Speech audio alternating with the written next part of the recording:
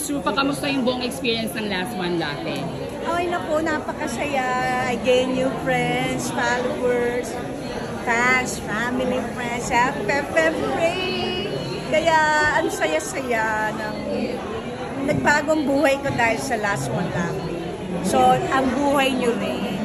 Kasi diba, bawal tumawa, mahirap yun. I mean, dati tawa lang ako, tayo ng tawa, ngayon bawal na.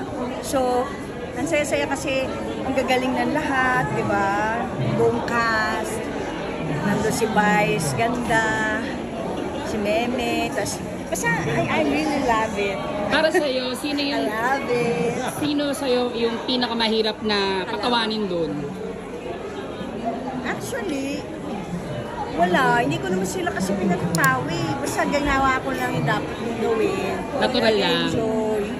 Kapag ano, hindi ko iniisip na competition yun. Kasi, I love you.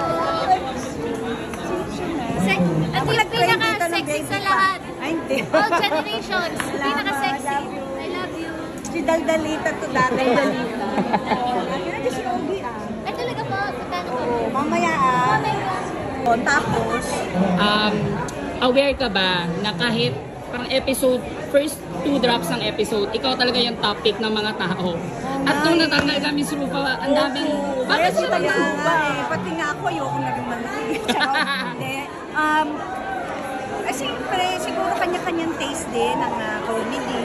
Siguro yung mga taste ng comedy ni Rufa May, hindi, ayaw na manood kasi iba na yung taste ng comedy ng mga guys. Last na Miss Rufa, sino yung gusto mong maging cast ng season 2 ng Last One Laughing? Naku, syempre kung tatanungin, gusto ko kami ulit. Diba? Pero kung bigyan naman ng chance din yung iba, I'll be happy for them. Basta, malay nyo i-wildcard ako. Thank you, thank you.